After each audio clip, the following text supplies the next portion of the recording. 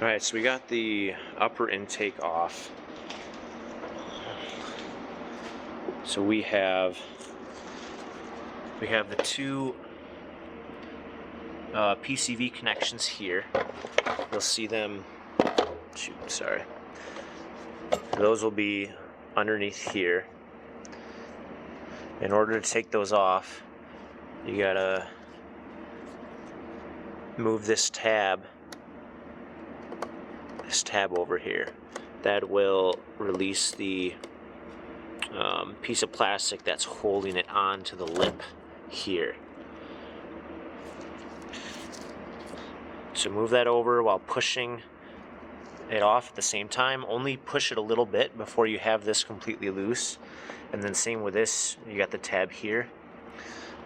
This 8mm, again, I took this bracket off because the coolant hose was in the way, because the screw was right here. So I loosened this, also completely took this loose, loosened the tab here, loosened this tab, disconnected all this.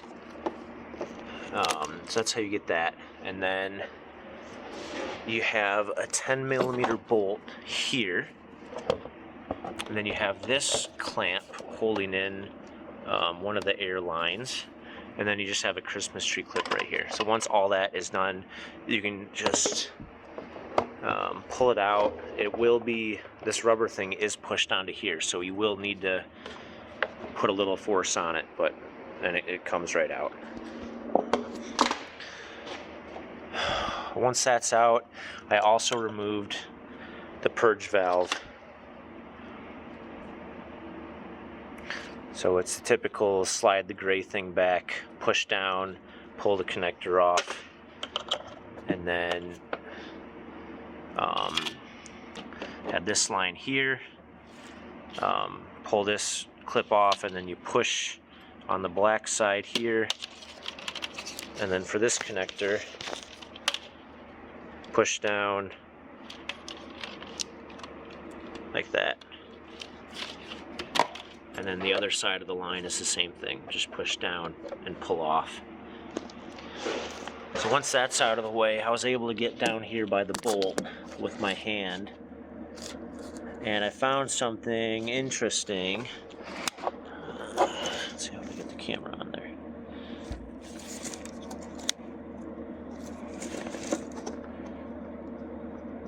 I did not touch this bolt yet. It is completely loose. That is why the intake is leaking. I've seen this happen. This happened on my Volkswagen Beetle. It has a 2.5 liter 5-cylinder with a plastic intake, and the intake bolts came loose and they had to be retorqued. I didn't have to completely remove it. I didn't have to replace the gasket. I just had to retorque the mounting bolts. So just for experiment's sake, I'm going to retorque those intake bolts, and we're going to do another vacuum test on this engine, and we're going to see if it passes. Alright, so I got my socket on the first bolt. It is 106 inch-pounds, 106 inch-pounds, 12 Newton meters. I already tightened this a ways, but it took about 2 full turns of the bolt already. This thing was super loose, and now we're just starting to actually tighten it. There we go. Click there. There are 6 bolts in total. I have to see. I'm not sure how tricky it is going to be to get to all of them. Here we got this one. Also very loose. Wow.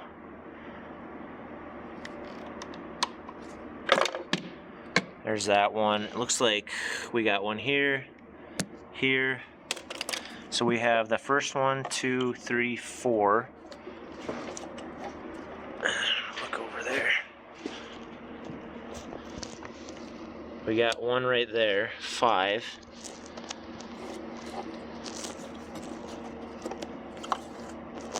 Where is 6? 1, 2, 3, 4, 5. The computer said there's 6.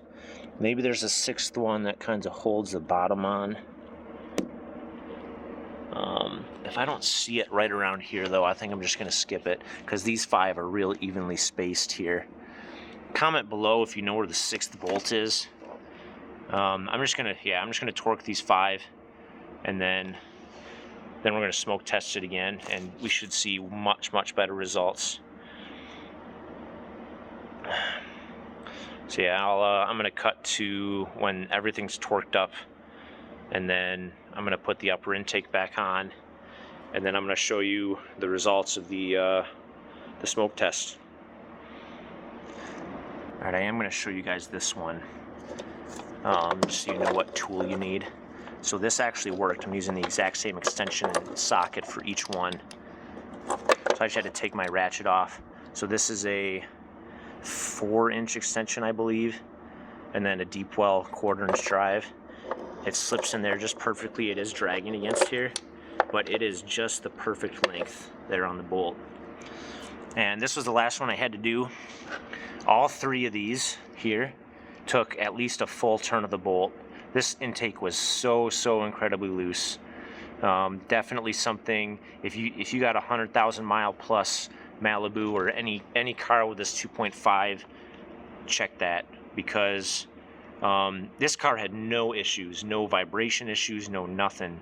So the fact that these bolts backed off on a very well taken care of car with no NVH issues, you know, it's going to happen to all of them. So definitely make this a maintenance item if you got one of these 2.5s.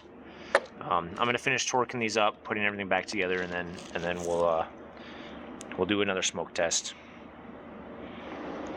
All right, I got the upper intake back on. All the hoses are plugged in.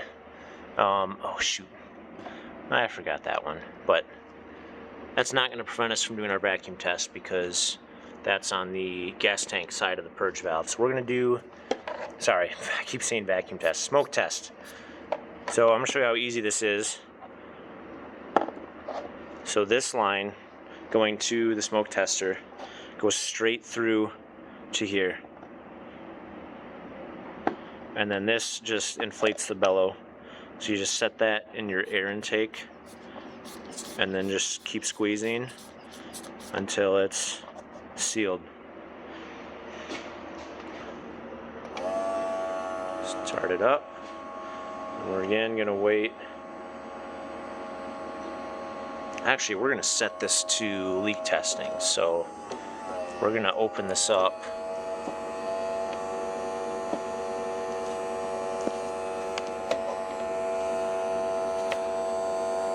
And that should go down, I'm pretty sure, as it fills the intake with air.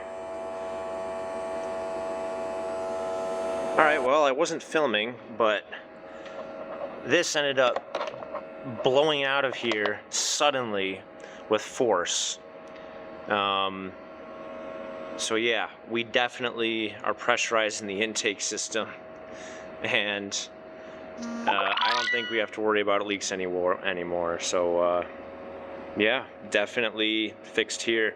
I'm going to finish putting everything back together. We're going to run it. I'm going to show you where the fuel trims are sitting now. And here's a good idea of how much smoke is actually coming through here. Yeah. And then to deflate this, you just push the button. Boom, you're ready for next time. Really nice system. Everything's back together after retorquing the intake manifold bolts. We're going to start up the car and see where the fuel trims are now.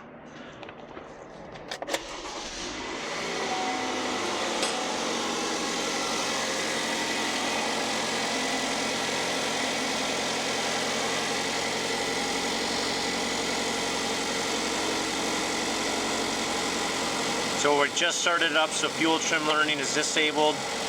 The engine's already warm. You got to give it like 15-20 seconds. All right, there we go. It's enabled now.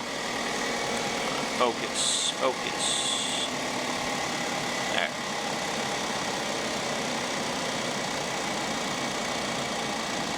See, the short term is hanging negative quite a bit now.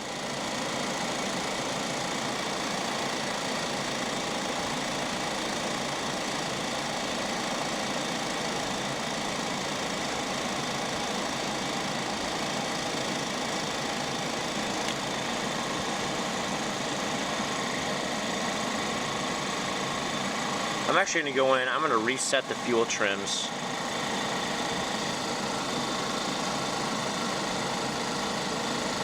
Control.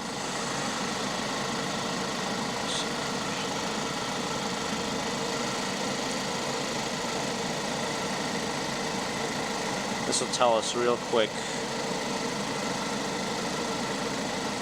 Alright, fuel trims back to 0. They're still wanting to go up there.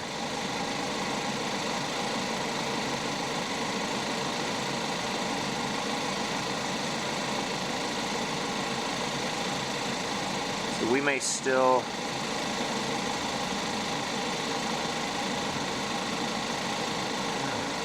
second smoke test didn't show any leaks down there at the intake manifold gaskets anymore. We're definitely, it looks like they're settling. Long-term fuel trim, it was at 9, went to 8.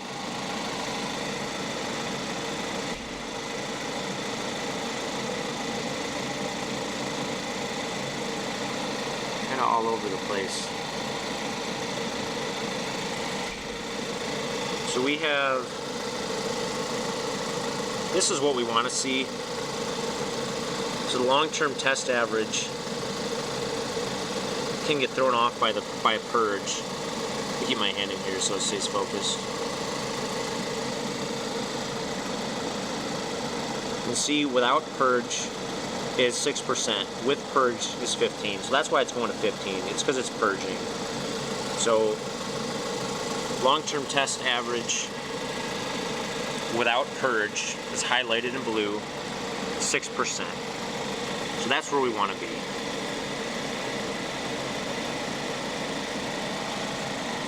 Just to confirm that we're good, I'm going to go in and make sure the purge stays at 0 as off. Control functions.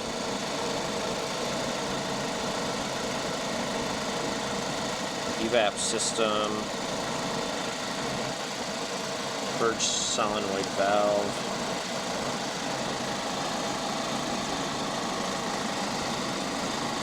So we're going to commanded state 10%.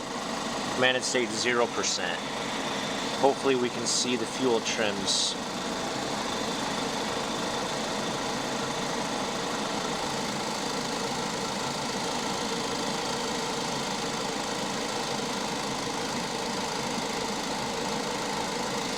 There we are.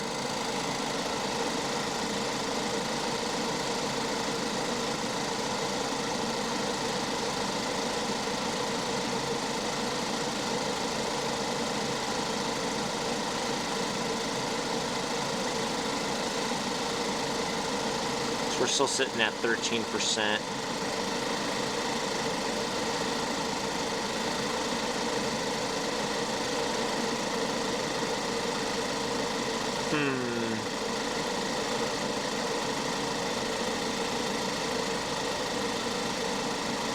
And with how much smoke was coming out of there, we should have had a much bigger change than this.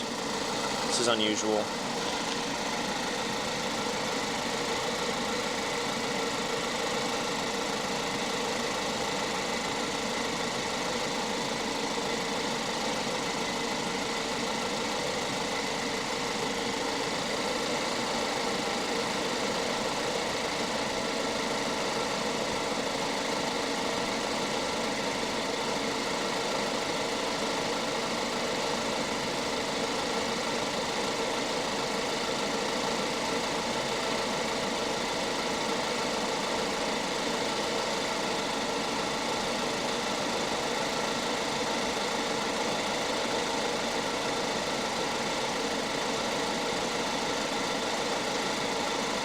It looks like it wants to stay at about 14.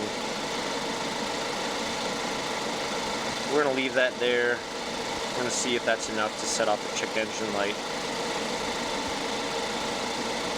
I'm gonna drive it. So we're gonna assume this is fixed. This is definitely better than the 25-17 we were seeing earlier.